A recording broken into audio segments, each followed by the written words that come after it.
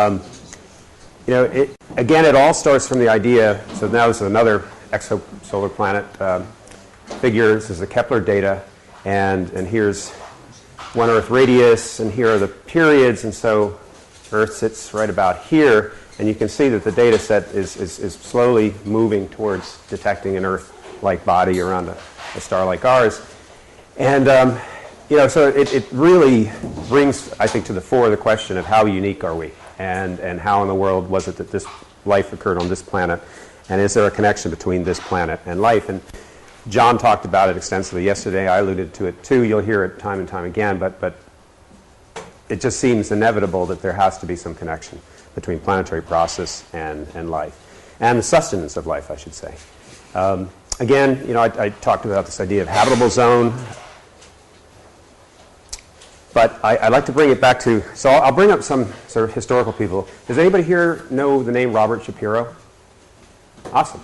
So he, in my view, was a really great man. And I really enjoyed going to various Origins of Life's meetings and talking to him. And he would always lay out these paradoxes.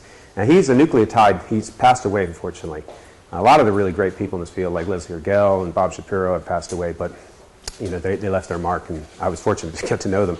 But he was a nucleotide chemist, and a very famous nucleotide chemist, but he got interested through fundamental nucleotide chemistry into the questions of the origin of life. And I think he was spurred along by the RNA world. He was always a skeptic, but a wise and fun-loving skeptic. And the first thing he always used to say was that in his laboratory, water was the worst possible thing, because it would deaminate all of his nucleotides before he could do anything interesting with them. And so his idea was that really water, biochemistry in general, really doesn't like water. And I alluded yesterday, I did more than allude, I mentioned that I was going to show you this, what I think is pretty cool, which is bacteria the way an NMR spectroscopist would observe it. And so this is a C13 solid-state NMR spectrum. And in black is the spectrum that I acquired for dry E. coli. And then red is the spectrum I acquired for a simple protein bovine serum albumin. And in blue is an NMR spectrum that I acquired for glycogen. And so when you add these all together, the difference, those regions that aren't fit by red or blue, these are the membrane lipids. And of course, membrane lipids are sitting in a kind of liquid crystalline system, so they're actually quite mobile. And so the lines are very, very sharp. So you can see all the different types of lipids in this. And then the misfits here and there are basically ribosome. Most of the RNA. So the nice bit is, whereas if you were to try to take E. coli apart in a physical sense and try to determine what its composition would be, you could do it, but it would be extremely tedious, right? But in one shot, I can tell you that it's about 60 to 70% protein, 15% glycogen, 11% lipids, and about 5% ribosome, which I think is pretty neat. But it raises this Bob Shapiro question, which is all of that 70% of protein is eliminating water, right? It's condensation, polymerizations. The glycogen, again, polymerizing glucose, kicking out water. Lipid produces a huge amount of, if you will, excreted water.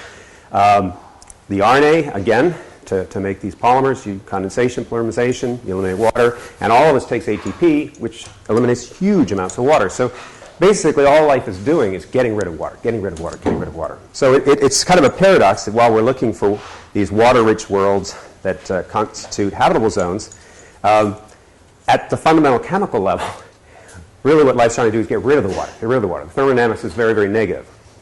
So the higher the water content you have, the more everything would like to tend to the left, to take apart the organism, not create it. So the prebiotic problem, this was brought up actually by Javier in the very beginning, is one of how to link these areas. And I should have put physics here too. So you've got chemistry, biology, and geology, and physics, but I forgot to put it in there. Imagine it sitting on top. And the key here is chemists, traditionally, they like to synthesize something first. And then once they do, they say, well, if this is how I made it, then this is how the world must have been. And it's their nature. And I'm mostly a chemist, so I can sympathize. But I'm a geochemist, so I like to put a little bit more reality on it. I found that biologists like to see links to the familiar. If you can show them something that looks familiar to them, then they think you're on the right track. right? And if they don't see familiarity there, then they figure this can't possibly be relevant to life. And then geologists are a funny bunch. They generally worry whether anything could have ever occurred at all. And so John mentioned Christian de Duve, and he comes from the biologic perspective. So I'll give you, this is sort of his roadmap for the origin of life. And what he starts out with is he has amino acids, AA, and he put forth this idea of what's called a thioester world. And the key here was he needed a way to activate groups to polymerize. So in his model here, he has RSH as a thiol. He couples with some unknown energy source to basically form this aminoacyl thiol. It's basically a thioester here. It's a very active group. And then you can use that to backlink with an amino acid and produce, which he wisely called multimers, not protein, because he recognized as a biologist that protein connects directly to translation, and this is not translation, it's just simple polymerization. And so then he imagines at some later point, the system, however it happened, innovates adenosine monophosphate, and that then can couple with this thioester here to produce aminoacylated adenosine monophosphate. So that's starting to look familiar.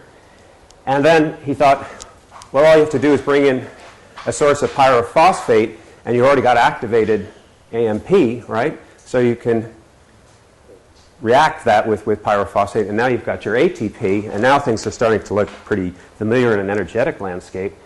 And then he imagines, well, in the system where you have AMP, presumably you have other nucleotides too, so just call them NMP, being any one of a number of nucleotides. And he would argue in the beginning that you didn't just have 4, you had as many nucleotides as the system could produce. And so you just exchange, and now you've produced a soup, if you will, of nucleotides. And now these are all activated to polymerize to produce sort of a proto-RNA. And then he imagines that the RNA sort of looks back over to this amino-acylated AMP and says, you know, that's a good way to make transfer RNA. So that starts the beginning of what looks familiar to biology. And he imagines this evolves towards your messenger RNA and ultimately your ribosomal RNA, and boom, now you have peptide in biology, and problem is solved. We can all go home. But as a geochemist, you know, I'm like, okay, I like that, but you know, I see some gaps in what's going on here and what we would need to have going on here. Now, the chemists go the other way, and this is perhaps an unfair example, but it was published in Science. Science, you know, if it's in Science, it's got to be great.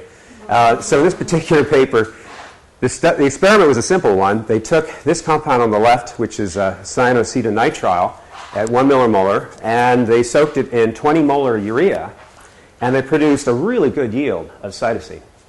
And so it turns out it was trivial chemistry. And in fact, if you had pools of 20 molar urea, which is common on the Earth, and you were raining this material out of the atmosphere, you'd have lots of cytosine. So again, Bob Shapiro, in this wonderful way, said, this cannot be excluded as a rare event, but it cannot be termed plausible. A more recent example of the chemist's view, so John Sutherland has sort of come onto the scene. He's a fabulous, I mean, really phenomenal synthetic organic chemist. And if you ask him to make something, he'll find a way to make it. And so here he came up with a spectacular synthesis of cytosine, cytidine monophosphate. And so he takes various compounds like glycolaldehyde and glyceraldehyde and cyanamide and cyanoacetylene, and these things link together in a very, very articulated stepwise fashion. And then to get this thing to go, he had to buffer it very carefully. And his buffer was a phosphate buffer at about 1 molar concentration. It turns out that was key, because in the same way that John was talking about how boron, Steve Benner says how boron stabilizes ribose through connecting to these cis diols, so also does phosphate. And for that matter, so also does silicate. So in terms of ribose stability, any one of these tetrahedral complexes can stabilize the ribose moiety. And so his yield is fantastic. And this was in Nature, and everybody said, wow, this is it. I mean, we were like one step away from the origin of life. And John has been putting together some really imaginative scenarios about how this might all occur. But as a chemist, he says, well, if this is how I did it, then this is how it had to happen on the early Earth. I would argue the best way to describe this is intelligent design. because John Sutherland is very intelligent. And so the point is it's beautiful chemistry, no doubt about it. And it may well satisfy biologists and chemists. The question is, does it satisfy geochemists?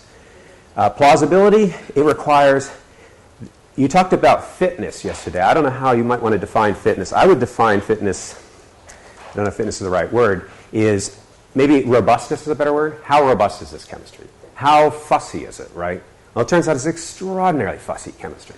And if you're not there step by step by step, by controlling the temperature, the pH, adding this, then adding that, it will not work. So you need a very careful sequential addition of reactive compounds. Glycolides. So the point is, John Sutherland wasn't there, intelligent design. It requires enormously high concentrations of soluble phosphate, so 1 molar. That's actually more than 1 million times more phosphate than would have been available in the Hadean oceans. So if this phosphate is what controls the yield, then bring it down 10 to the 7th levels down, and the yield is not as quite impressive. And the other issue is natural environments. It turns out if you have oceans with iron, for example, that'll suck out your phosphate so fast it's not even funny.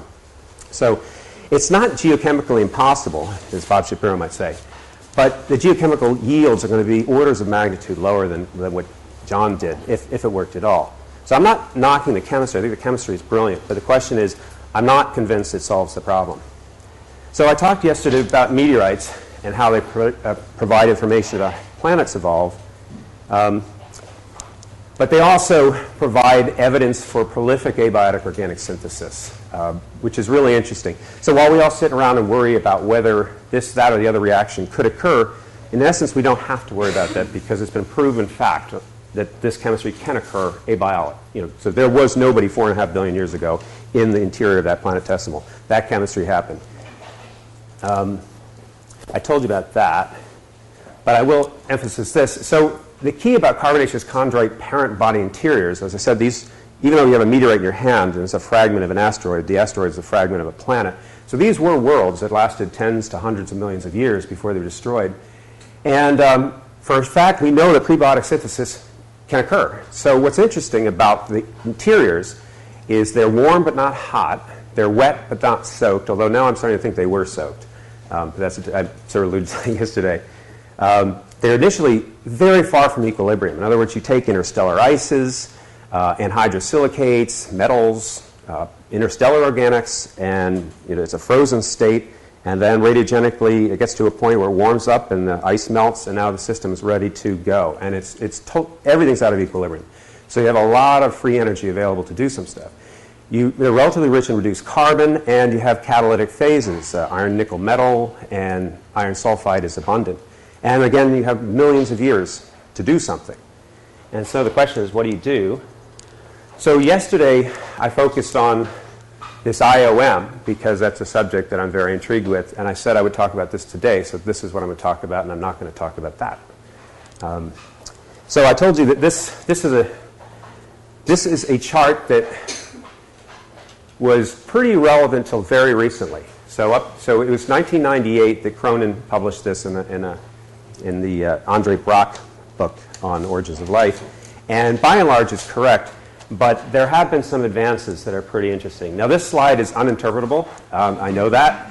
And it's actually the nature of the entire paper is uninterpretable. But the important point of this paper, I mean it, but it's great work. What they did was they took extracts, simple water extracts, methanol extracts, and they subjected them to analysis using a technique called four-way transform mass spectrometry. So it's ion cyclotron resonance mass spectrometry, which has mass resolution on the order of 600,000, which means that you can look at, as an example, here he's at the mass 319 nominally, and he can resolve just many, many, many isomers around 319. So what this means is that he can see every molecule that's in there.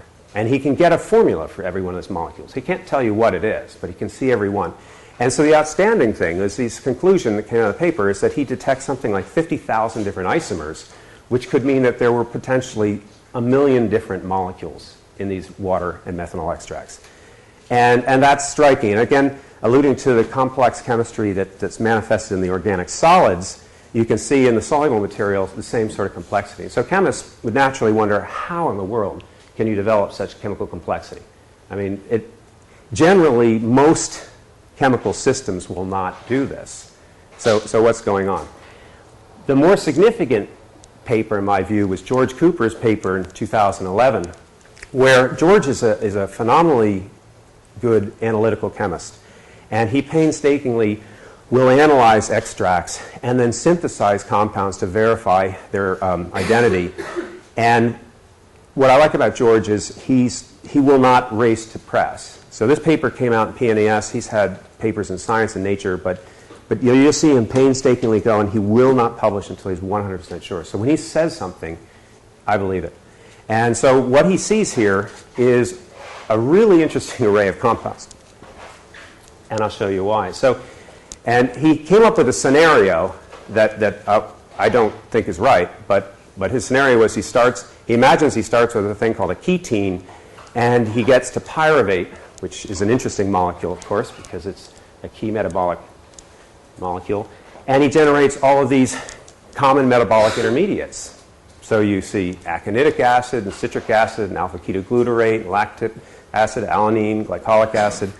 So that's pretty amazing. And then he imagines that a bunch of other things happen. And so he also makes some very interesting, to me, and hopefully to you as I show you, some very interesting non-metabolic intermediates.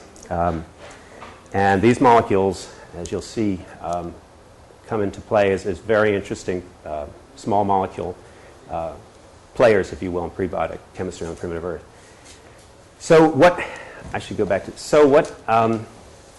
so it turns out I was asked to review this paper, and I did, and I said, this is amazing, it's incredible, and of course it should be published. And I literally wrote to George and the editor, and I said, but the most amazing thing about this paper is that most of these molecules are completely unstable in water.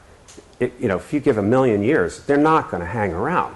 And so I said, you've done it, George. You've discovered what I would have called the holy grail in a truly abiotic system, which is, as I'll show you, a necessity for regenerative chemistry. So here's an example. You actually can see the slide later in the context for which it was designed. But this is just some experiment that we haven't published.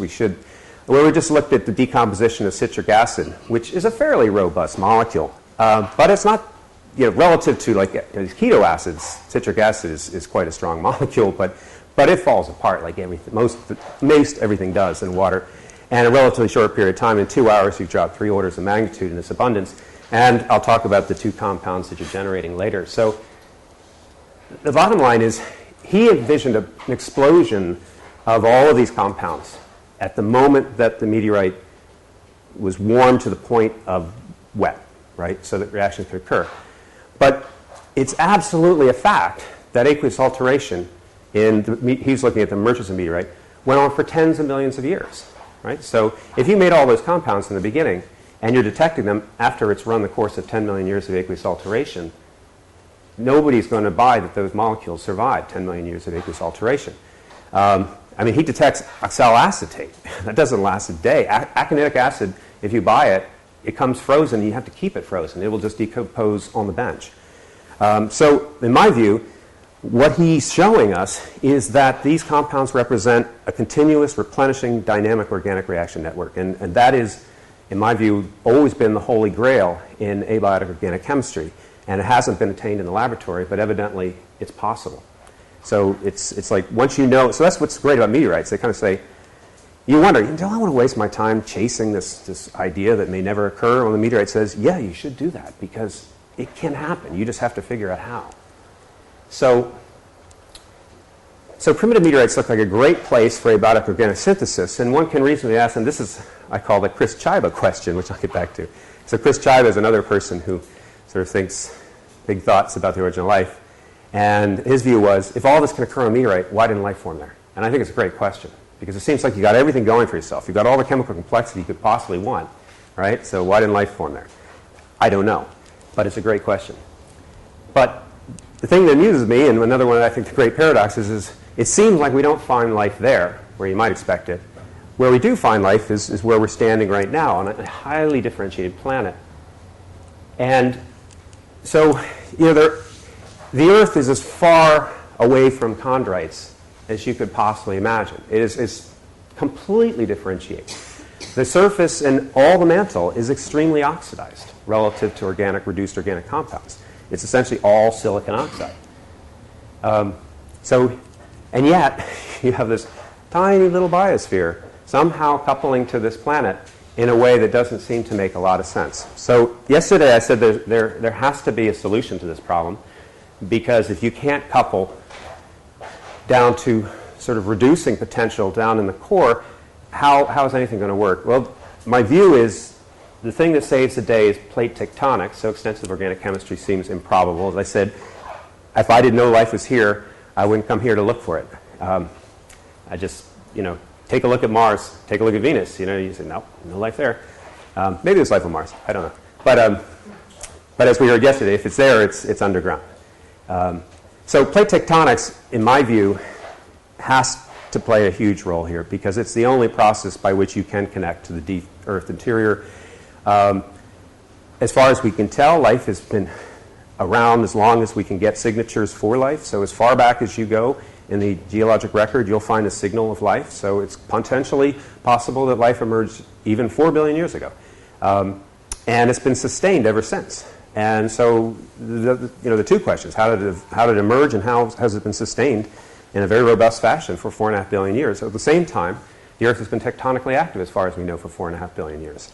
So the Earth is a living system, and it doesn't seem unreasonably to couple that idea with the idea that a living system would couple with a living system. So my view is the reason that tectonics is significant and oceans are significant and water is significant to this problem is because plate tectonics provides a situation where you're continuously producing new seafloor in a cold ocean bottom. So you're continuously creating a disequilibrium condition. So that seafloor, actually, if you've ever seen seafloor right at a spreading center, it's all glass, which makes perfect sense when you think about it. I hadn't thought about it, but a friend of mine showed me the seafloor, and I'm like, oh, wow, yeah, it's all glass. Very cool. So it's completely out of equilibrium in the seafloor, and it's going to react. And so this keeps this environment. It's warm. It has, as John described, and I don't have to go into detail, all sorts of element cycling. I'll show you one example I was talking about. It's far from equilibrium, and for sure it has a thermodynamic potential for organosynthesis. So it creates a continuous situation that's not completely unlike the interior of a carbonaceous chondrite body, except that it's regenerative for 4.5 billion years, whereas the carbonaceous chondrite basically took a one-shot ride. It warmed up, and then it went to stop. So one of the keys here between the water and the seafloor is the idea that for any interesting chemistry to occur, without a doubt, you need good catalysts. It's just not going to happen otherwise. And the only game in town for this planet are various transition metals compounds, and in particular transition metal sulfides. But if you look at a basalt, what happens in basalt is all the really useful transition metals like nickel and cobalt and copper and whatnot are trace elements. They're diluted into oxide phases as impurities, and they're not available for catalysis at all. But what water-rock interaction does is it'll extract those elements and produce ore bodies. So here's an example. This is called the Tog hydrothermal mound, and it's something like 2 billion kilograms of ore. And it has enrichments. These are the enrichments in zinc relative to, so that's basalt. And then this is, it's kind of hard to, these are in parts per million micrograms, and these are in millions of kilograms. It's just ridiculous enrichments. But it takes, for example, to create this mound, took something like, 1.4 times 10 to the 8th cubic meters of basalt to get you the copper content that you see here. So, as John was talking about, it's basalt in itself is hardly permeable, but it is fractured, so water can get in there. So I guess the key here is you have to have a huge amount of water-rock interactions required to extract those elements. And when they do, they deposit them in a very useful way. So through that interaction, it's the only way we know you can produce these phases like pyrite, chalcopyrite, and sphalerite, these potentially useful transition metal sulfide catalysts. Now, stepping back a little bit from the chemistry, what intrigues us about this is what John showed you and we all know, is that at the core of critical enzymes, you have transition metal sulfide clusters. So in nitrogenase, you have this really interesting molybdenum iron sulfide cluster. In hydrogenase, you have this nickel-iron cluster with a bunch of iron-sulfur cluster chains along this way. And so that's, everything uses hydrogenase, everything uses nitrogenase.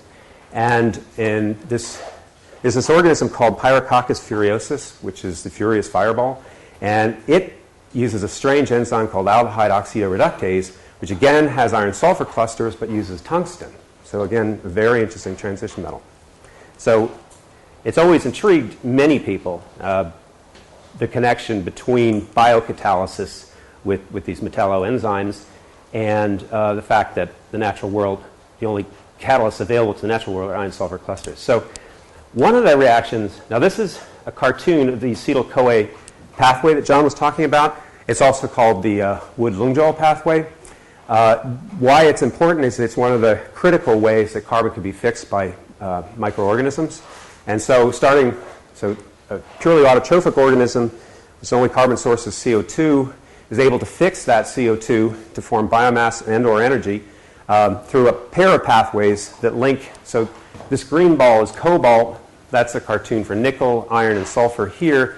So you do sort of a reverse water gas shift reaction to produce a carbon monoxide, and then you do this carbonyl insertion at this step, and then you transfer that acetyl group to a carrier that takes it ultimately to CoA. So it pulls the carbon into the system. And one wonders, okay, so this is like, if you're starting in a world that's providing carbon only in the form of CO2 with hydrogen as your fuel, then you imagine that this might be the way you'd want to abiologically start to form some interesting chemistry.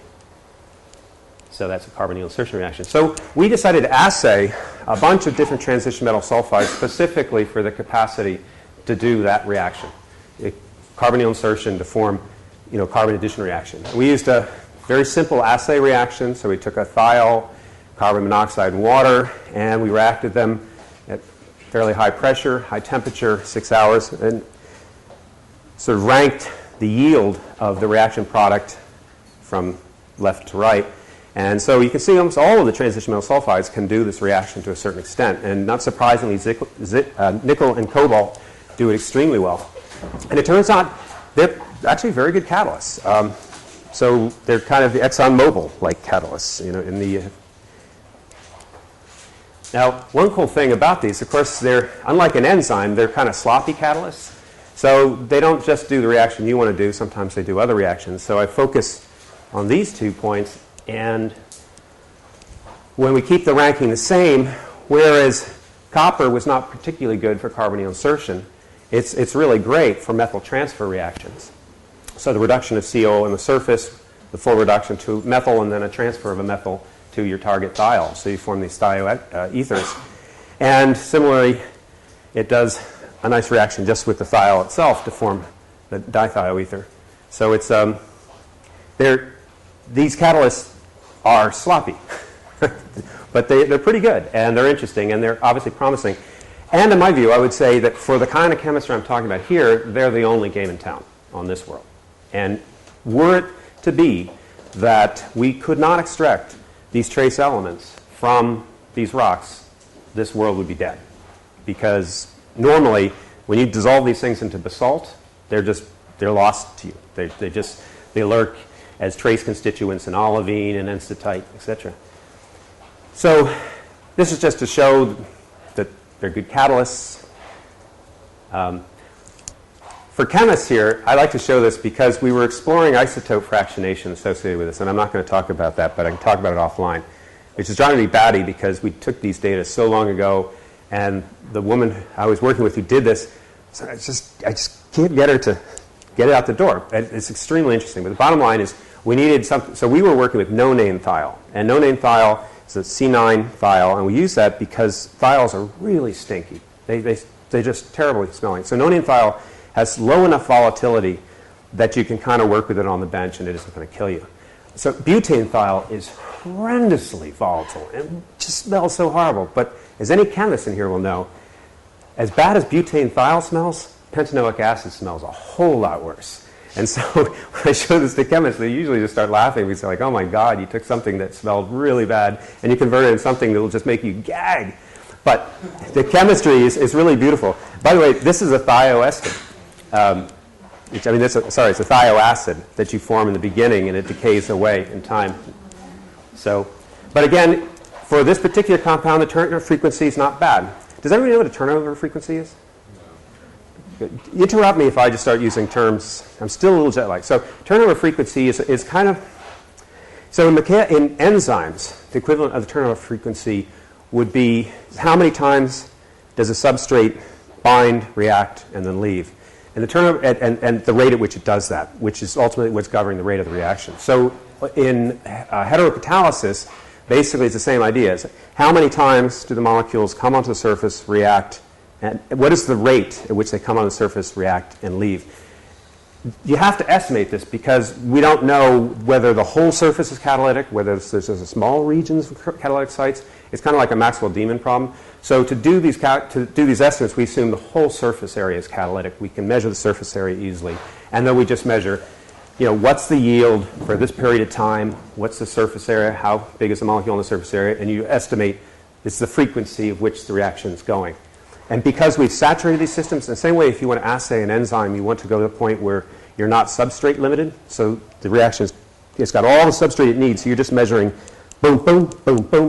So that's what we do in our assays. It's the same idea that you would do in biology for enzymes. We were doing this for these catalysts. So to compare them, so nickel sulfide, as I said, is pretty good. So for the nonane thiol, it's 4 per minute turnover frequency. Butane thiol is 3, let's say. So in industrial catalysis over cobalt, you get rates on the order of 12. So we're pretty good. But if you compare it with an enzyme, like the actual acetyl-CoA synthase, its turnover frequency is 150 per minute. So as I said, our natural catalysts can do the chemistry we want to do, but you're 50 times slower than what a highly tuned enzyme can do, which is exactly what you would expect. So we like those catalysts. Then on a side light, actually, I don't know if I mentioned this, how I got into this game was interesting. I was not originally interested in the problems of the origin of life, and particularly from doing chemistry in my lab. I wasn't sure that was a good career move.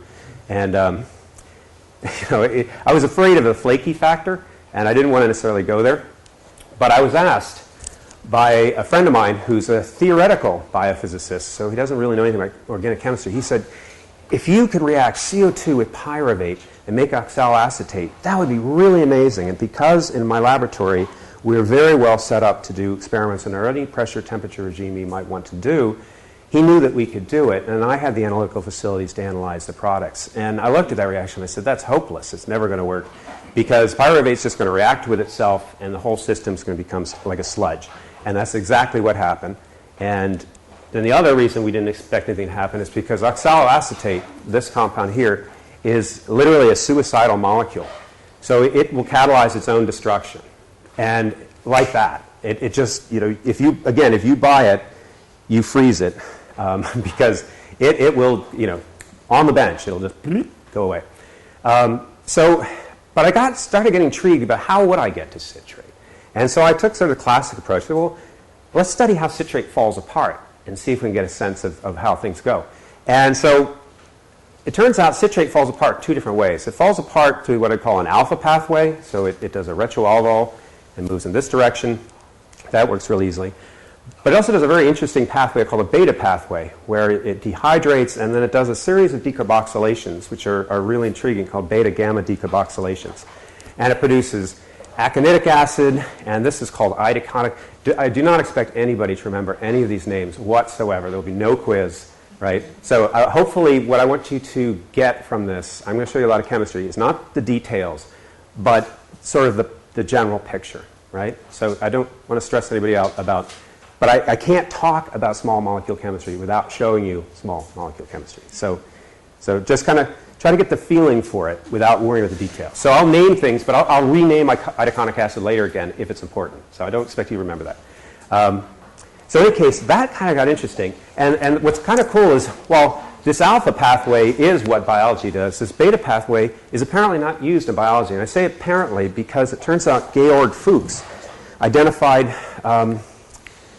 what is it called? The hydroxyisopropionate pathway, this bicyclic strange pathway that a few microorganisms use. It turns out they use elements of this. It's the only one that did it. So for the longest time, although this chemistry is very, I would call it facile, it's surprising it doesn't do it. So I just show you this. In the course of studying these no-name thiols, we also put in just one nonene, so it's unsaturated alkene at the 1-2 positions. And what we saw was, not surprisingly, the double bond kind of migrates around before it does a carbonyl insertion reaction. And in fact, the double bond prefers to be in the interior, and so when you do the carbonyl insertion reaction with no-name thiol, it's all, the carboxyl is all on the end, like in acetyl-CoA. But in nonene, you get more of these interior carboxyl positions. And interestingly enough, you get more carbon growth. So it actually start to add another carbon to it. So you do 2 carbon additions. So it turns out that was useful in relationship to this beta pathway. I'll show you how. So the beta pathway would start at propene. And so we know that if we do this carbonyl insertion reaction with propene, we expect to get these 2 products. Now, one of the big problems here is you can easily get, as I showed you, from here to there, but now you're stuck thermodynamically. You've got a fully saturated molecule and nothing is just going to happen. So you actually have to partially oxidize that molecule to convert it, like here, this is methyl acrylic acid. So you have to pull 2 hydrogens off of it, and the free energy for that is not favorable. But if you can't do that, you can't go to the next level. So it's critical to do it. But it turns out nickel sulfide can do that, which is just amazing. So we were just testing whether we could go level by level up. So we started with methacrylic acid, and the expected product was this compound. But we also found 2 partially oxidized compounds, meaning that we had the potential to go up another level. And if we started with this compound, which I called itaconic acid, again, we formed the target compound here, but we formed some interesting partially oxidized products. So really coolly, the systems work. And it also, like a heterocatalyst, is we call very regioselective. In other words, you could do this reaction, or presumably you could do A and B, but the catalyst says, I'm only going to do A. I'm not going to do B. So it only makes the product that you want, and it doesn't make that. And then what's going on, we believe, is that the nickel monosulfide is not just acting as a catalyst, it's a reactant. And so it is the oxidant. And it converts some nickel sulfide to this compound, which we call hazelwoodite. And it turns out the nice thing is hazelwoodite is as good a catalyst as nickel sulfide. So this chemistry works. So we think that if you wanted to get to citric acid abiologically, the natural world would go this route. It would do what we call the beta prime pathway. It would not go the alpha pathway. So it turns out that actually at this level, going up this pathway, lots and lots of really interesting things happen. And it's not at all obvious that anything's gained by going to citric acid, because at this level, you form all these intermediates, and you form all these different alcohols. These alcohols can all undergo what we call retroaldol reactions. They fall apart, and they fall apart giving you really interesting reactive keto acids. So we found that that's the best way that we found in any system to make pyruvic acid. It makes pyruvic acid in huge quantities. And pyruvic acid is very reactive to form alanine if you would want it. So any keto acid can be easily reductively aminated to form amino acids. The key here, though, is pyruvic acids are very reactive. They don't hang around. So you want a system where they're kind of being generated and used as needed. So that's kind of a neat system. And then playing around with things, we threw ammonia into this system. And the first thing we noticed, if we started with citric, we put ammonia in the system, it just shuts down this alpha pathway completely. And so again, I said, well, is there any reason you might want to go to citrate anyway? So if you're going up here, so we had thought it'd be nice to go to citrate because you could go to oxaloacetate, and then you could reductively aminate that to form aspartate. And now, and that's why we put the ammonia in the system, because we thought, let's make some aspartate. And we made no aspartate. We made nothing. So ammonia just said, no, no, no, no. What it did was really bizarre, which is why I love experiments. So when we analyzed, we took the solutions after running them. I think like 150 degrees for 5 hours in citric and ammonium hydroxide there. As a function of the ammonium hydroxide ratio to the number of carboxyl groups. The solution at that concentration was this beautiful sapphire blue. It's the bluest blue I've ever seen. I mean, this picture really does not do it justice. I mean, it was just like, wow. And I was totally stumped, because under no such circumstance, there's no transition metals in this experiment at all. And it looks like cobalt. And actually, I had a student working with me, and she came and she was, Dr. Cody, should this be blue? And I'm like, I have no idea why that is blue. It should not be blue. It's like, we did it again and again. It turns out we discovered that it's not blue to start with. It reacts with oxygen and turns blue. And so then we were trying to figure out what the heck this is. And so we were out at 5 hours. But we should have, so we were out here at 5 hours, and we were seeing this blue. So then we went back in time. We went to this, and we said, this is interesting. Now we're starting to detect something that's becoming pretty dominant in the system. This is the thing that turns blue. It's called citrusinic acid. It took me forever. I had the mass, but I had no idea what the stupid thing was. And I went through all the literature I could find. It turns out it's one of the most useless molecules ever made. And that's why you can't find it in the literature. It was discovered in 1950, and it said it might be useful as a dye because it reacts with oxygen and turns blue. But there are better dyes. So it just languishes out there. I've only found one scientific reference anywhere where it was used. But I still got intrigued with it, and I haven't pursued this. But it's kind of a neat idea to think that, here you've got uracil, and if you ribosylate that, it's kind of useful. Well, what if you've got this? So in addition to making citrusinic acid, you also make citrusinic acid. So you form the amide and the carboxyl. And so it kind of intrigued me that, well, maybe this would be an interest, because you can make it so easily, right? The system's it's just kicking it out in a very high yield. And I don't know where they would go. The person to talk to about something like this is Ram Krishnamurthy. So I asked Ram what he thought, and he thought, no, I don't think so. so, if Ram says that, I'm not going to put a lot of effort into it. Maybe he's wrong, but he rarely is. And then lastly on this chemistry, we started playing around with fumarate and urea. And the idea was we were thinking about getting to uracil. And it turns out you can make uracil fairly easily at very low yields. We played around with pressure a little bit too. The problem, and I'll allude to that too. So what's going on here, and this is just fun to draw. It's always fun to draw chemistry. So much easier than doing it, right? So this is a pathway to uracil. And this compound here is orotic acid, not orotic acid. And this is dihydroorotate. Actually, a funny story there too. I had a female intern, and she was always embarrassed. She was working on this project, but she was always embarrassed to talk. She had to keep saying orotic acid, because if you stop it sounds like it's erotic acid, which it's not. And but what's really cool is that this compound and this and that compound will actually isomerize back and forth. And so although we haven't pursued this looks like a promising prebiotic pathway towards histidine. It's the closest thing I've ever seen. So what I'm showing you is that this simple chemistry starts to branch out and get chemically complex in interesting ways. And so from my view, because I can't think of anything better, this does seem like the most likely small molecule pathway towards biochemistry that could be sustained on this planet or in the parent body interior of a planetesimal. And you can just go all sorts of different places given the amount of time available to you. So that's what we do in my lab. We just go from place to place and see what we can do. And so I'll highlight, this is galactosic acid, and there's pyruvic acid, and there's formaldehyde. So we'll get back to those, but those are interesting places to get to. So getting back to George Cooper's work, he envisioned something like this. And I told you the problem with that is he thought it was sort of an explosion of chemical complexity in the very beginning of the second the meteorite got warm enough to get wet enough for anything to occur.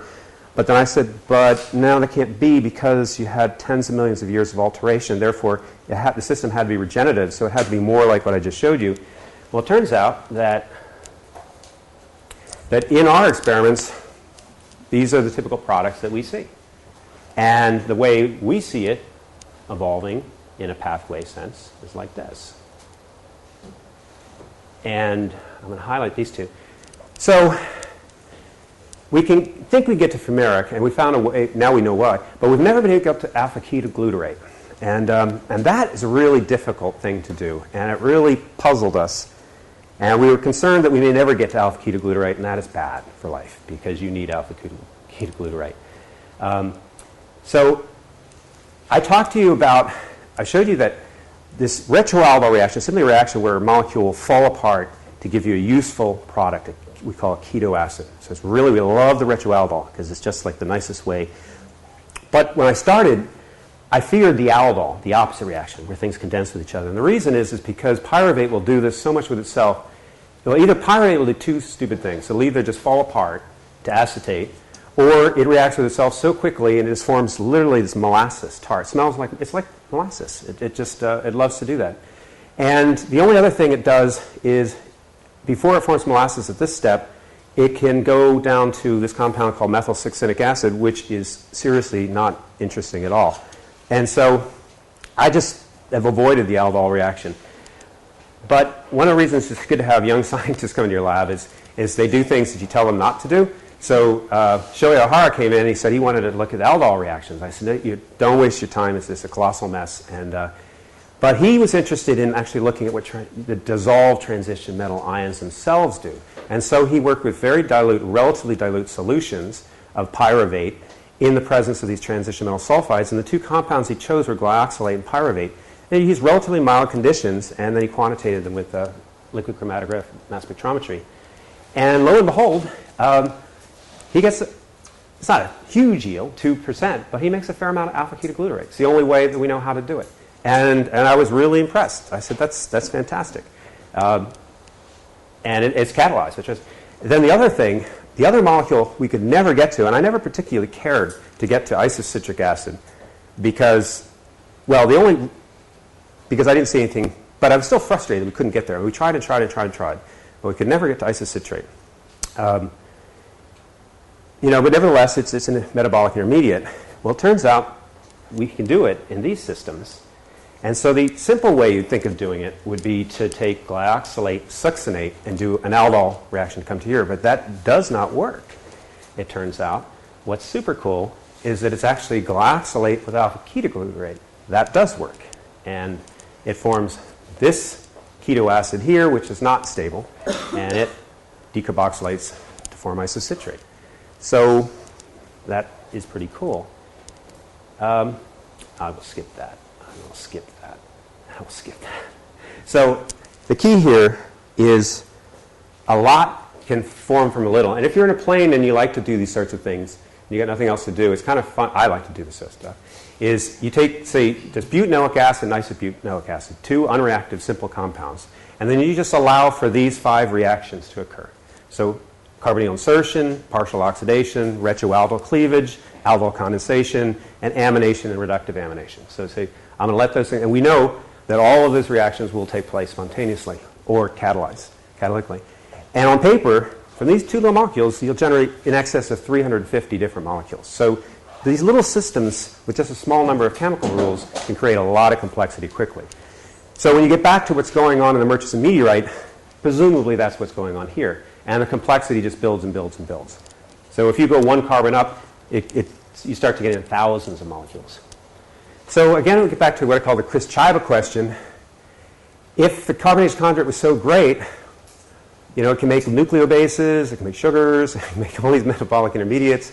It's making everything that we need. Why is there no life there? And I put an asterisk there because maybe we're missing something. We're always looking for life as we know it, cellular life, life connected to our phylogeny, but maybe there's a proto-life and we don't know how to recognize it. So I never want to be strident about anything, right? Because I really don't know. So I'm going to skip, so that's it for the organic chemistry for those of you who don't love it as much as I do. But so John brought up the phosphate problem. That's a big problem. But it's kind of a funny problem. The reality is phosphate's not a problem if you had pools of 85% orthophosphoric acid, right? Because then you just drop your molecules in there and they're instantaneously phosphorylated. It costs you nothing because the thermodynamics are favorable. But that's obviously completely ridiculous. So we have to think more realistically. It's a huge problem because it seems inconceivable that substrate level phosphorylation wasn't involved in the pre-life chemistry because it's so critical to chemistry. So I told you this is a picture of the ocean seafloor, and it's all glass. Well, the surface is glass. It's rock below, but it's a thick rind of glass. It's a really beautiful thing to see. And it's sort of obvious that it should be glass because you're bringing up this molten lava, and it hits 4-degree ocean water, and it chills immediately. So I just say this was collected by my co-I of mine on my campus. So he's a different kind of geochemist, and he has these glasses, and he gave me a piece. So an interesting question is whether seafloor glass could be a source of free phosphate. And it turns out if you look at a basalt, of course the glass is just a glassy version of this, phosphate is 0.3, 0.1 weight percent, so it's hardly a major element. It's a major trace element, we would say. So there's not a lot of phosphate. But it turns out that if you convert that volumetrically into phosphate, it's actually 5 millimolar phosphate. And if you compare that with what we think was in Archean seawater, the amount of phosphate in a basalt is like 25,000 times what you would have in the ambient seawater around it. And John Sutherland needed 1 molar. So 5 millimolar is getting you towards what John needs. In my view, it seems like I don't know of a better source of phosphate anywhere. Currently, my understanding is, and the biologists here could correct me if I'm wrong, but something like 99% of phosphate is recycled because if it's lost to geochemistry, it's lost. So biology is constantly recovering phosphate and keeping it in the biological pool because it's so recalcitrant when it gets into mineral phases that almost no biological system can extract it. It has to wait till basically it's recycled through tectonic processes and then reemerges this glass. And so here is phosphate that is not in a mineralogical phase. So what is it in? Well, it turns out I have a colleague of mine who has no interest in the origin of life whatsoever, but he is interested in what phosphate does in silicate melts. So I have an NMR, and so he said, let's do a study of phosphate in silicate melts, and he said he wanted to use really small quantities of phosphate because that's what nature does. And we studied a bunch of different melt compositions in a silicon, sodium, aluminum system using P31 solid-state NMR, and I described to you what NMR was yesterday. So phosphorus 31 is a great nucleus to do NMR on. And so I did this study. You're looking at different aluminum contents as you go up like this. And you see that P31 NMR spectrum, that's orthophosphate, that's pyrophosphate, this peak here. And as you add a little aluminum, all of a sudden you go from ortho to pyro, and then keep the pyro, and then you get all this stuff. And we were really wondering what the heck that is. It's a really complicated study. I won't go into any of the details. The bottom line, we were able to sort it out, and this is the relative species of phosphate in these glasses, a function of aluminum content, and you actually make tripolyphosphate spontaneously. And the chemistry is not mysterious, is why that happens. I mean, it's directly linked to what aluminum is trying to do in the system. So you've got lots of pyrophosphate, you saw that, and you also have tripolyphosphate. So that's all I'm going to say about phosphate, but I would simply say that for sure that phosphate, even now in that glass, is in a, if you were an organism, you could get to it. It's already activated for you. It's essentially ATP ready kind of phosphate. And I don't know of, and I haven't heard of, I shouldn't say it. The only other game in town in this business is the idea that certain iron meteorites have a mineral phase called Schreibersite, which is an iron phosphide. It's Fe3P. So it's highly reduced phosphorus. And it's true, if these things come in and they react with water, that reduced phosphorus is reacted with water, and it will drive chemistry, and it can do some interesting things. So I'm not saying that didn't play a role, but it doesn't connect the way, for me, the way these glasses connect with tectonic processing. So the reason I like the glasses is because they're linked to the idea that you're making new seafloor, and I was trying to tell you that I think is connected. I believe is connected. So the last bit, this is where I start to really go out on the limb. So then everybody tells us about compartmentalization. And I got really annoyed really quickly with the idea, no offense about lipid, but vesicles. There are things that bother me about vesicles. It's not that they're not pretty and not that they're not good things to study, but a membrane is way more than just a lipid bilayer. It's a very, very complex part of an organism. It's the way the organism interacts with its environment. It's the way the organism generates energy through electron transport phosphorylation, if it uses that. And so I thought, this is this is really, so I'm showing a cartoon of electron transport phosphorylation, and it's really, really, really, really, really complex.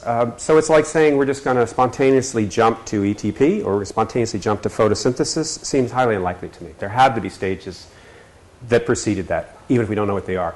And then moreover, substrate level phosphorylation is so easy if you got it, right? So if you can do that, you don't have to go through the trouble of doing ETP. You only go through the trouble of doing ETP is if you're in an environment that's energy limited, so you just have to earn your way towards a phosphoryl group transfer. So what intrigued me, so as I showed you, this pathway, you produce these very reactive compounds. Now, for those of you who are chemists, so I started wondering about those black tars, these polyallyl polymers that are such a mess. And I had a postdoc in my lab. It was actually John Barros' student named Matt Schrenk. And I always he loved biofilms. And he would always come in and show me these beautiful biofilms. And he would stain them. So this is one of his biofilms. And he'd say, okay, I stain, let's see, EPS. So extracellular polysaccharide is in blue, and the bacteria are red and green. And I always like to annoy him with stupid questions and observations. So I said to him, I said, well, if you didn't know any better, you would think that the microorganisms nucleated from the biofilm rather than the biofilm being formed from the nucleus. Like, if all you knew was about life was nothing, but you knew something about nucleation theory, right? You'd say, well, clearly these things are nucleating from that. Now, of course, we know that currently microbes make the biofilms to control their environments. But what if originally the biofilm preceded the first cells? And so we started thinking about, again, going back to our foremost polymers. This is another strange link. I'm not going to link this to meteorites, but the chemistry is the same idea. And a certain reality hit me that if I'm telling you that this chemistry is recursive, going on and on and on and on and on, if you've ever worked in an organic chemistry laboratory, one thing you'll always find is there's a hood, a dedicated hood, with a nitric acid bath to clean your glassware. And the reason that you do that is any reaction, no matter how clean it is, will always have a little tiny side reaction that produces some amorphous brown polymer. So your glassware will start getting yellow, then it'll start getting brown, and eventually start getting black, and then you put in the nitric acid and clean it just through harsh chemical oxidation. So the reality is that in an abiological world, if all that chemistry was occurring over time, all your surfaces would start to get covered with this amorphous brown layer. It's going to happen because you're not there to clean it with nitric acid, right? And then it seemed to me that, if you want these transition metal sulfides, you're going to have transition metals in solution.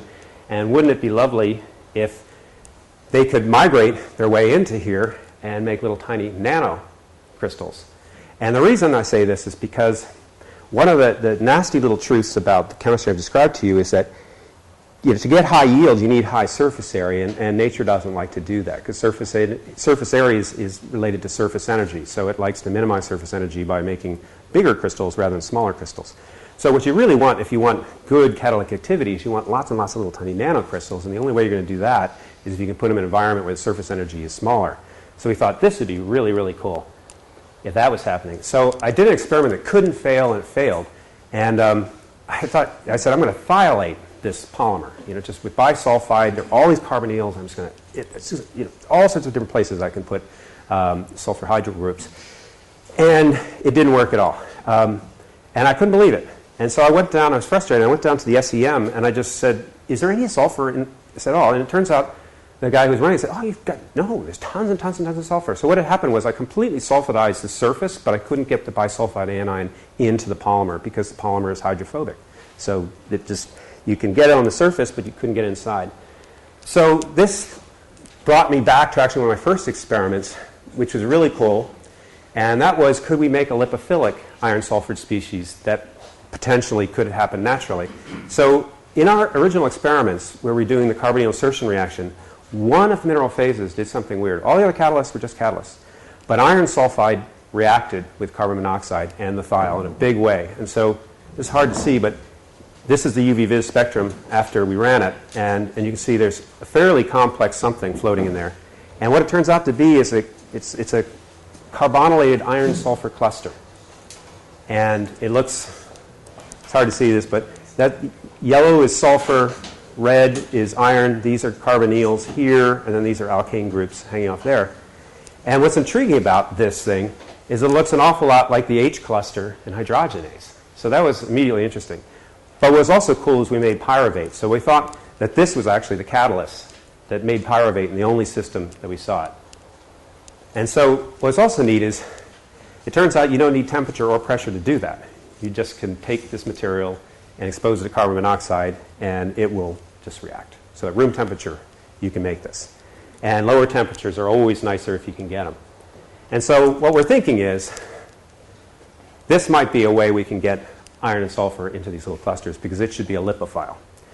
I should caution you, by the way, that the reason we're going very slowly on this is molecules like this are really dangerous to play with. You don't play with them. They're really dangerous. Because they're lipophiles, they'll go straight into your brain tissue, and they're not something you want to play around with. So organometallic compounds are something always.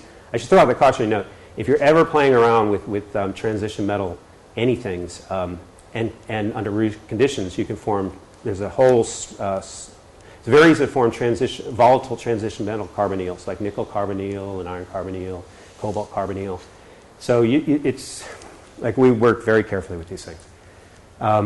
So I think I'm near the end. So why did life emerge on Earth and apparently not on the conjugate parent bodies? The simple answer, I have no idea. But there are some differences. I think tectonics created a novel environment. And the other thing that's interesting about tectonics is it creates a recursive environment. So the carbonate conjugate was a one-shot. It had one opportunity to take all that chemical potential, and it made a lot of chemistry. You can see it did a lot with what it had.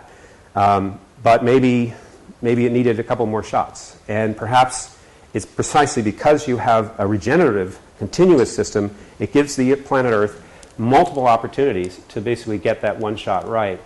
So one of the things I was talking to a friend of mine about, it's kind of funny because it is emergent chemistry on a treadmill. So this material comes out as a glass, but if you don't use it, the water will react with the glass and it'll convert to clay. And so in essence, it's like you're almost sitting there on this treadmill, and you're going chunk, chunk, chunk, chunk, chunk, down into the abyssal plane. So you've got actually a window of time to either get it right or you're gone, and you're out, and you know. So there's going to be no interference, right? So it just keeps trying and failing, trying and failing, trying and failing. I don't know if that's a Darwinian landscape or not, but it is intriguing to me that here is a case where you get a chance to just keep rolling the dice and rolling the dice and rolling the dice. And I have no way to speculate how many rolls you would need to get it right, but I think the system's capable of doing the chemistry, and it gets rid of waste products of chemistry that didn't get you anywhere. So the last thing I want to show you is, so I used to only present the chemistry, and I never wanted to put together a roadmap for the origin of life because I really don't have one. But I found that people would insist that I do that. So finally I decided I would put down a very speculative, philosophical view of this, so somewhat guided by the chemistry that I've described to you. And also to show you what I can do as an experimentalist and where I can't go any further and where theoretical physicists have to come into play, because this is key. So I've showed you all this very simple abiotic chemistry. That's the kind of thing I can do really well. My postdocs and myself and my students, that's what we do. We have a lot of fun with it.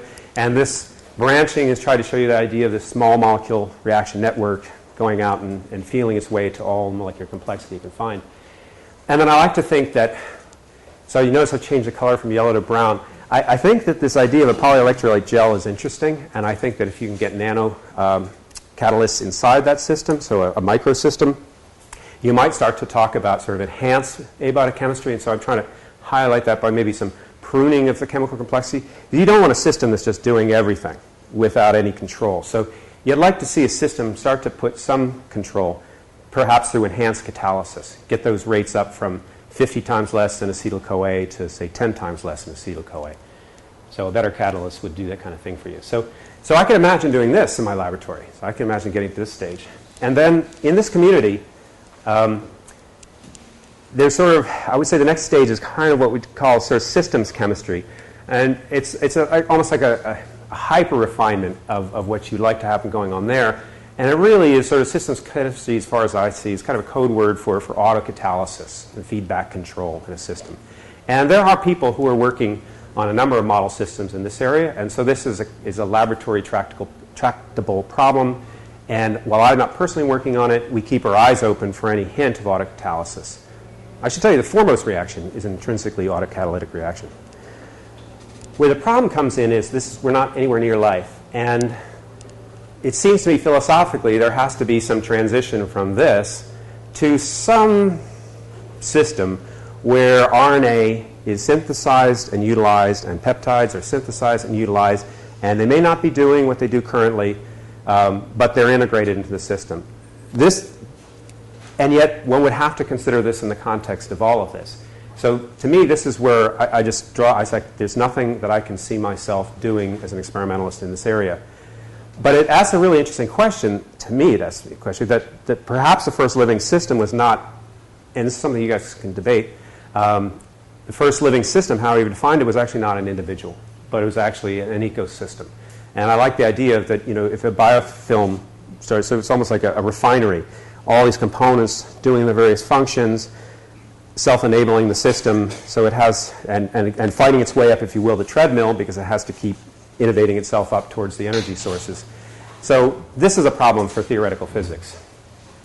But it begs the question then, when did the individuals emerge? And that becomes sort of an interesting ecological problem too. It seems like what would have happened here is if you tried to steal away from the system would destroy you.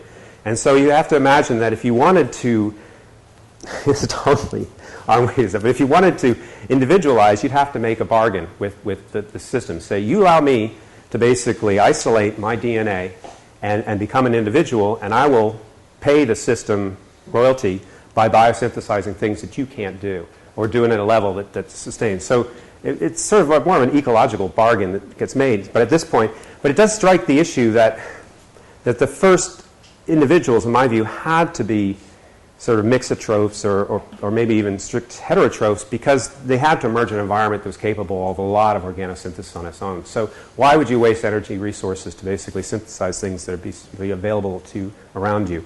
So the idea of autotrophy as being the first organism seems very improbable to me. It's just, and then lastly, you get to life as we know it. So this is a dicey transition. Maybe microbiologists, we talk about top-down, bottom-up kind of thing. So maybe this is a transition one can start to think about. Maybe this is sort of the Luke idea that people talk about. This is, I think, completely intractable for experimentalists, but I think it's probably the crux. It's that gap between top-down and bottom-up that it's the great unknown thing. But there's something there, however you want to cartoon it. And that is my talk. And now I'm done. I gave my 2 talks. So thanks. I hope I wasn't too overwhelming.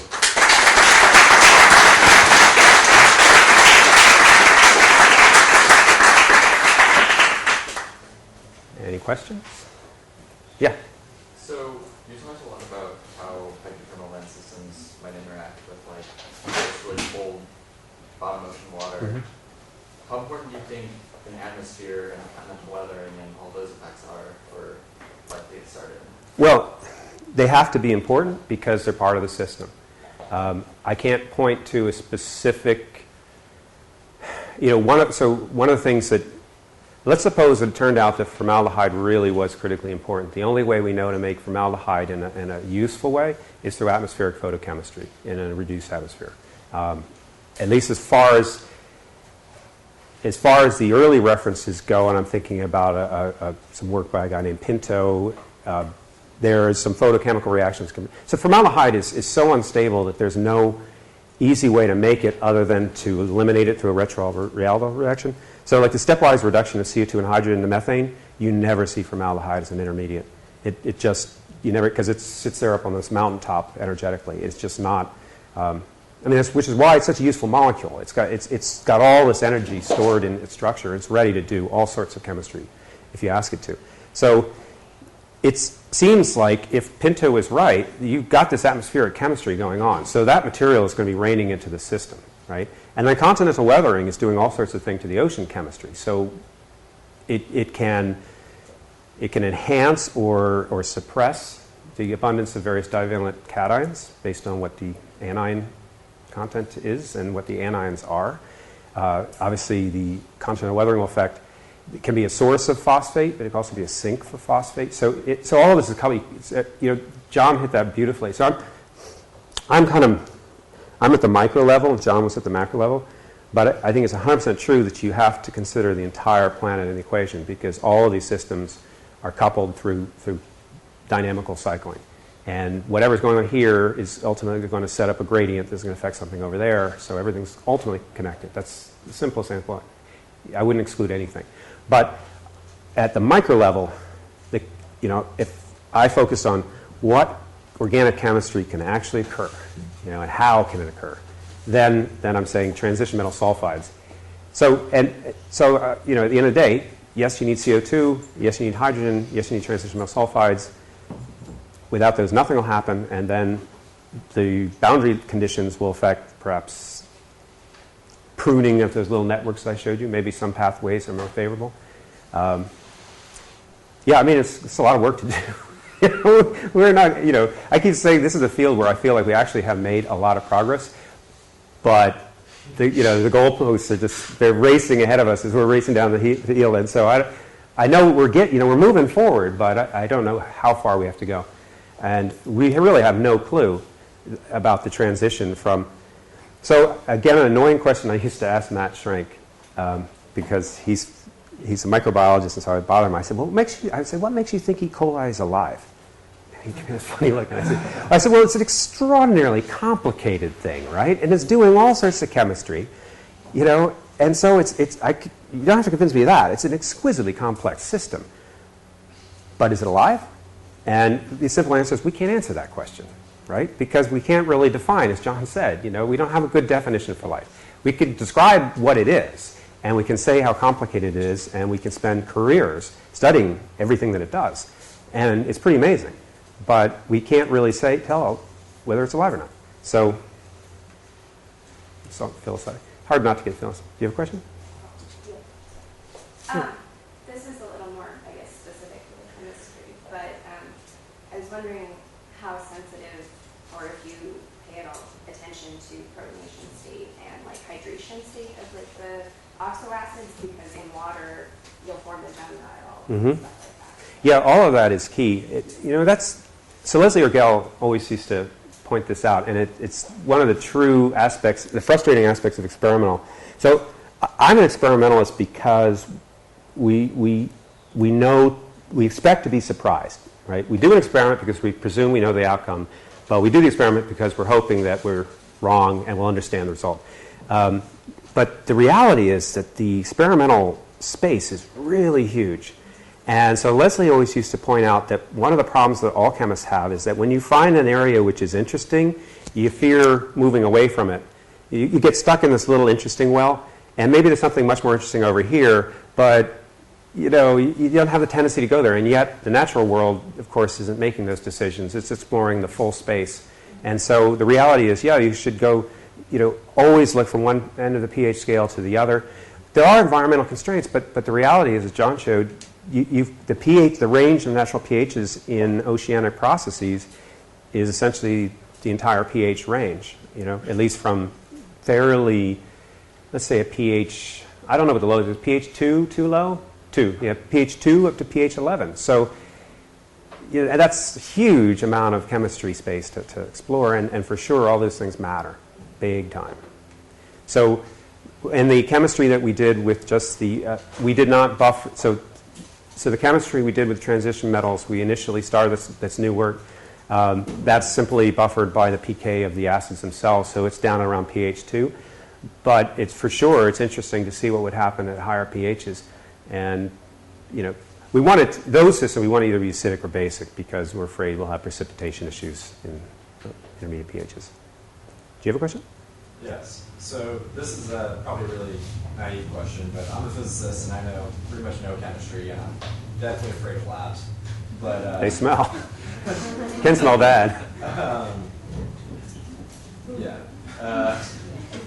But one person that I think had a lot of insight into biology was John von Neumann towards the end of his life. Mm-hmm. And he was totally obsessed with how do you get reliable machines out of unreliable parts.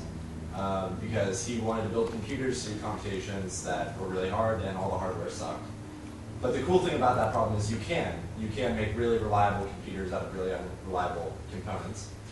And so one thing that I'm always confused about with prebiotic chemistry is we're looking for particular compounds that we know life uses, but I was just here reporting yields, you know, and a biochemist will say, oh, that's really low yield for that reaction. But that means that there's, you know, how many other compounds being made. And so maybe, is there any way to look at the distribution of what's coming out of these reactions and not just the yields? Yes, let me qualify. That's a really good question, one I thought to explain, but I didn't explain. Because it actually, points to my approach to everything that I've done. So when I talk about the small molecule reaction network and its robustness in terms of, what I mean by that is that every one of those reaction pathways we've shown to occur. Most of the time, the yields of all the really interesting compounds are very, very low. Okay. Most of the products of the reactions that I described to you, and I should really work on putting together a slide on that, because that's a really important point. And it gets to this figure here, this last one. Yeah, so basically, yeah, so that in this system, most of what you produce is really boring. It doesn't do anything. It's stealing your resources. So it's a really bad parts. It's just barely doing anything interesting at all. And I joke and say, well, you know, I know that I'm probably making nucleobases, starting with CO2, hydrogen, these catalysts, and ammonia.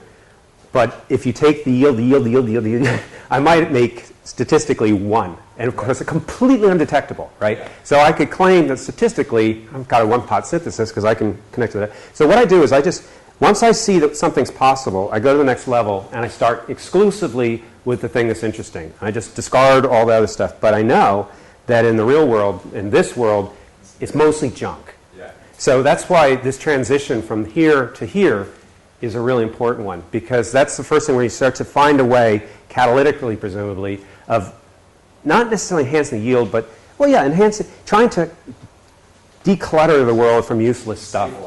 Yes, exactly. Because junk, what I mean by junk is highly saturated molecules. So Fischer-Tropsch reaction, taking CO2 and hydrogen, producing methane and ethane and propane and whatnot, is a useless reaction, in my view, for origins of life, other than unless it connects in some atmospheric chemical system. So I wouldn't exclude that. But in terms of aqueous chemistry, they're like argon. They're not going to do anything. So they're just stealing your hydrogen and CO2 from you. And so you want those really, you know, the olefins and the ketones and things like that. Those are the molecules that can really do something for you. So that's what I meant by that. Okay. That was a great question, and thanks for asking it, because yeah. One point on this slide, actually. So you have this sort of transition to individuals, mm-hmm. the second last step there. There's a lot of great work by Nigel Blumenfeld and Carl Bloss. Yeah, I know Nigel really well. Yeah, okay, yeah. So then wouldn't this transition to individuals just be the Darwinian threshold? Yeah, that's probably what it is. He would articulate it in a much more sophisticated. So I had the pleasure of being in this 5-year project with Nigel, which is where I got to know him, and he and the people he works with. I don't know if you know Nicholas, his former student. He's now with this LC initiative in Japan. Mm-hmm. I'm spacing on his name, but that's where I think that theoretical physics. So I've always concluded that chemists, what I can do, and I also work, I don't know if you know Eric Smith. He's a theoretical physicist who's very interesting. He's a very good friend of mine, and he comes to my group meetings when he's in town every week, which is great, because he provides insight like nobody can. He's not a chemist, although he knows so much organic chemistry now. It's unbelievable. But, you know, we have to do our work in the lab to show, if we can cross off things and say, this just won't happen, and we can assure you that, and we've proven that this just can't work, like that alpha pathway. That's great news for theoretical physicists, so that they can focus on what can work. And then what we hope the theoretical physicists will do, because you always want this back and forth in experimental theory, is to say, well, you know, we're stuck because we can't imagine a certain thing. And the theoretical physicist says, well, if you can make this connection, right, however you do it, then all of a sudden this is possible. Mm-hmm. Then it gives us a point of focus. And we say, oh, that's interesting. I hadn't thought about that. So this is how the field ultimately will have to go forward. Without the interaction of theoretical physics, we're just going to be stuck in this area, just mapping out what can happen without any way to connect to the core problem of the origin of life. It's just not I mean, I'm not being unfair to chemists, but it's not what we do. It's not describable chemically. Your question? Yeah, so you made a compelling case for the need for plate tectonics in the origin of life, and I was just curious about whether it's also essential for sustaining habitability. I think so. Yeah, so, okay. So does, if plate tectonics just suddenly shut off on Earth right now, how long till we're gone? Or another way of putting it, Mars is no longer as plate tectonics. Is that like a you know? So I don't know. That's a really good question. So one of the questions I don't know, as I supposed to say, it amazes me that we don't know why our ocean has been stable for 4.5 billion years, but it has. It's a statement of belief, not a statement of deep insight that plate tectonics, the fact that, like for example, if for some reason we got to, our outer core just finally solidified and the whole system stopped, the magnetic field collapsed, well, that would be bad for a different set of reasons, but you know, the mantle stopped convecting. It's beyond my, you know, that a geodynamicist would be an interesting problem for a geodynamicist to say what would the outcome be. But it seems inevitable that if you have this tiny, tiny little thin biosphere sitting on the surface, it's going to feel an effect probably severely. I don't know. I don't know. That's a good question to hang at a bar with beers and napkins to kind of play around with, and I haven't done it. It's a great question, though. Yeah? You mentioned that life seems to be trying to get rid of water.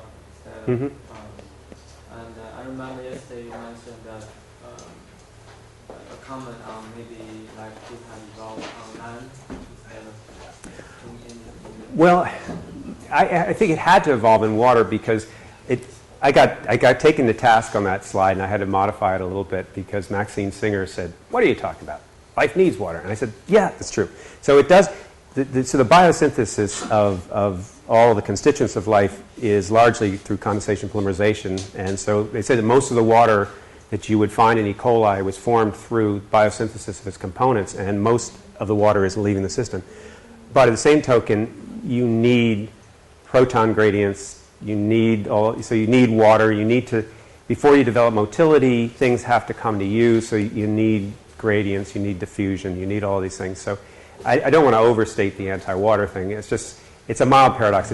It's tougher at the prebiotic chemistry stage. Once you get to the organism, then your ability to control the activity of water around you, then water becomes your friend. So I can't see, you know. I'm wondering also the fact that you have this biofilm, Mm-hmm. which is hydrophobic. Well, it's actually it's a polyelectrolyte. So I zipped through that. So the neat thing about the NMR spectrum is it says it has hydrophobic and hydrophilic domains, presumably, based on functional group chemistry. So, and I had thought, wow, this is a novel idea. Polyelectrolyte gels as being sort of, you know, serving the function of cell membranes. But that turns out it's a really old idea in this field. And you can go back, and there's a lot of theoretical papers on just that. So it's, you know, I thought, wow, I've really got something new here, and it's not. Very rarely. Like I said, you know, I thought we invented this. Oh, I didn't show you that. We invented this. We did invent this really cool NMR technique, only discovered that it had been invented twice before by others. So we could say we were proud of ourselves. We invented it, but we were not the first to invent it. We just were unaware that somebody else had invented it before us. So I don't know if that answers your question or not, but I think life has to emerge in, because the other nice thing about aqueous systems is they collect things from atmosphere, they collect things from continental weathering. They are a focal point for all of the resources available to you. That's my just philosophical perspective. Yeah, John. You mentioned pressure in passing, both hydrostatic and potentially lithostatic. There's a couple of papers that have come out, particularly by some French physicists, that actually think that high pressure was essential for an origin of life in terms of getting the proper chemistry and perhaps even chirality. But would you like to comment on is there an essential role that pressure might actually play in some of the chemistry that you're dealing with? Well, one thing so pressure is a funny thing, and so we got started. One of the reasons that we got involved in this is because we're in a very good position to use pressure as a variable in my laboratory, and so a lot of people we found were playing what I call the pressure card as a panacea. The idea that there's a funny misconception out there largely amongst geochemists who aren't organic geochemists like myself, is that organic molecules are these fragile little things, right? But the reality is the carbon-carbon bond is way stronger than the silicon-oxygen bond, right? And so they're not fragile compounds. They are fragile to oxygen. You can burn them, but they're pretty tough little molecules. But for whatever reason, people don't see it that way. And they say, well, you've got this tough rock and these very weak little hydrocarbons. But that's not at all the case. So where I'm going with it is, so some people would say, well, if you want to go to higher temperatures and you want to stabilize these organic molecules, then higher pressure will do that. And it turns out to protect organic molecules from homolytic carbon-carbon bond cleavage, that's true, because there's a huge delta V associated with if you pull those two carbon atoms apart, the radicals have a huge volume effect. So pressure will suppress radical reactions. However, if the cosmic ray should go through the system and you create a radical that way, the pressure will actually enhance this crazy reaction of total destruction. So the other thing is that pressure very much affects formation of charged intermediates like carbanions and carbocations. Stabilizes those. And a lot of the degradative reactions that we see, like the beta pathway for citric acid decomposition, is accelerated at higher pressure because it favors protonation, and in the protonated state, these decomposition reactions will occur. So in many cases, pressure is not your friend. So we haven't been able to make an assessment in our laboratory. Most of the time when we use pressure, it's because we want to keep things in solution. It gets you better solubility of certain products. In the case in the catalytic reactions, we were never actually explored because it takes a lot of time. Presumably, there's a negative delta V associated with absorption of these compounds onto the catalytic surfaces. So the presumption is that may be pressure enhanced, although it may the entire rate is you've got to come down, you have to react, and then you have to release. And if the pressure did such a good job of maintaining this delta V of product on surface and such that they never release, then actually the catalytic efficiency could go down. We haven't explored it. So my mentor in this was a physical organic chemist named Mike Siskin. When I told him I was exploring these pressure effects, he just told me, he said, pressure is a subtle variable in organic chemistry. It works. You can see its effects in changing branching ratios of reactions. For sure you can see it, but I haven't been able to sort of pinpoint specifically whether it was an advantage or disadvantage, and a few places where I could see where it would be a disadvantage, not an advantage. So I should read those papers. It'd be interesting to see what they say. That's just, I'm telling you my in the lab experience. I just don't know, because there is a camp out there, particularly among some physicists. Well, they may have a very good reason that I'm unaware of for saying it, which is why I like theoretical physicists to be thinking about these things, because we can go. There might be a pressure sweet spot, for example, that we just hadn't thought about going because we've done 3 pressures and we've seen blah, blah, blah. It takes a lot of time to do it. And again, which is a question, it takes a huge amount of time to explore, the space that's ultimately available to you. And your model here, going from your model to the far right to your individual cells. One thing that's kind of interesting as I'm looking at this is to think about this, I mentioned yesterday, this unity of biochemistry, and how do we get that? And one of the things I bring up with my students quite a bit is to think about a 10-kilometer or greater cell. yeah.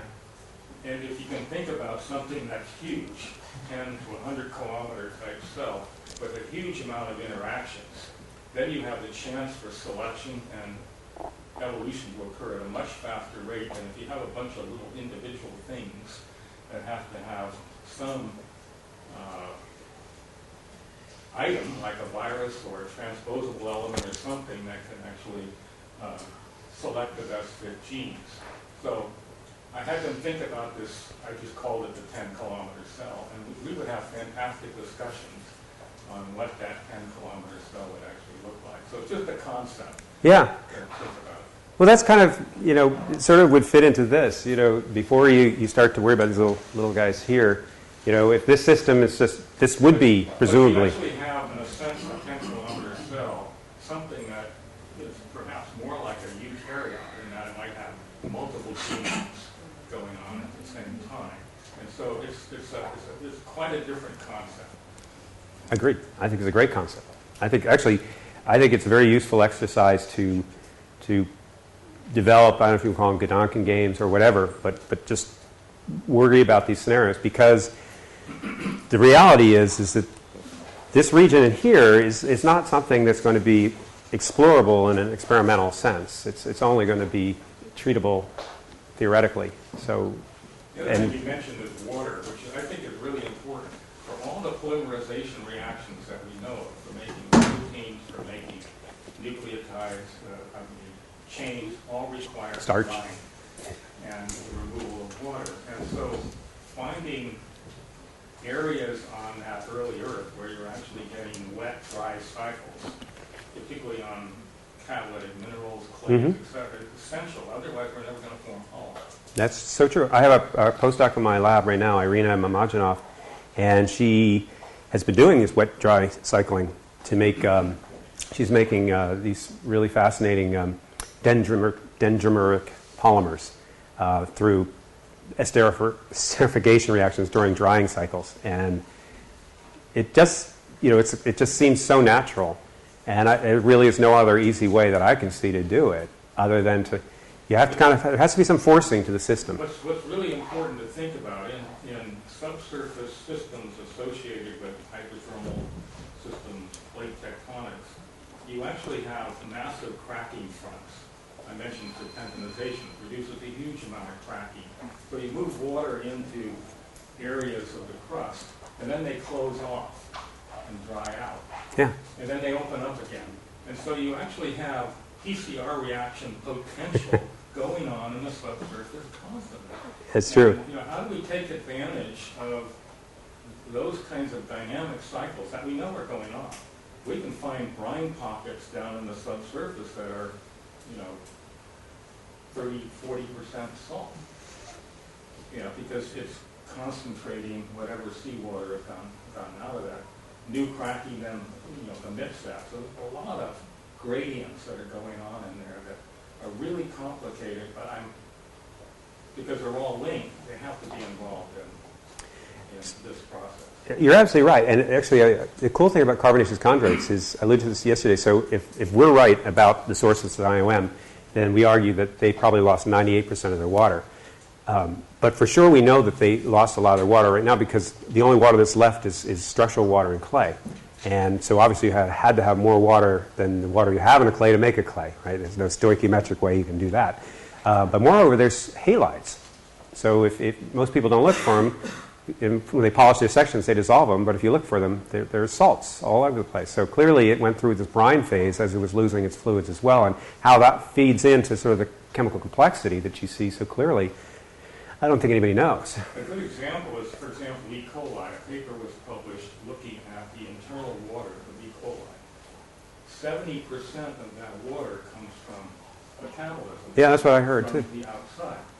And so you theoretically can maintain some kind of a cell with its own internal water once all the molecules are hydrated in some way, because you need that removal of water to even make polymers and to do things. That's totally true. As you pointed out. Yeah, it's really. It was always a fascinating paper that 70% of the water in E. coli comes from metabolism. I think it's kind of a fun little paradox. I mean, there are lots of paradoxes. That's another good game in this game of play and the game of words. Like, try to look for paradoxes, and because they're where you'll find sort of potential areas where interesting things can be discovered. Well, yeah. I wonder, because I'm a geologist, I'm Yeah. looking at the records of life, and I see lots of ETS in the early Earth. And those are presumably large molecules, large size molecules. I wonder, with prebiotic chemistry, do you have a limitation on how large a polymer you can get? Well, that entirely feeds into what John was just saying there. I mean, the answer is no, but the environment dictates how big. So all of the polymers that you make, you can unmake with water. So you make them and you get rid of the water, and then you add water and you'll hydrolyze them back to the monomer. So how big you want to get is a function of how you play the wet-dry cycle. So Irina, my postdoc, was looking at just that. So she would do size exclusion chromatography and see how, so she'd dry her polymers out and they'd get big, big, big, big, and then she'd go through a wet cycle and they'd start to hydrolyze away, but that she wouldn't hydrolyze all the way, and then to the next drying cycle until eventually she would reach some equilibrium. And then how she tweaked it would tell you how the average molecular weight would be. So there's probably, that's another interesting, now that's another problem theoretically you could address, because there'll be an asymptotic limit, right? If you get so dry, hypothetically, right, you get so dry that, well, I don't know the answer to it, but you could, that's something you can play around with just kinetics and thermodynamics. You could work out exactly how big you want to be, but I don't think there's actually any limit other than time and availability of monomer. Well, actually, I mean, that's not entirely true. There's a lot of statistical mechanics associated with polymerization theory. So that actually gets into theoretical physical chemistry and physics by Paul Flory, who's one of the big names, and he looked at precisely those questions because it's a business question for like Goodyear Tire and places like that. And they want to control their polymer sizes. It's actually pretty cool stuff. I like Paul Flory's stuff. And he got the Nobel Prize, so it must have been pretty good. All right, I'm talked out. You guys probably listened out. I think we're past our time, right? Yeah, it looks like everybody. Thank you very much.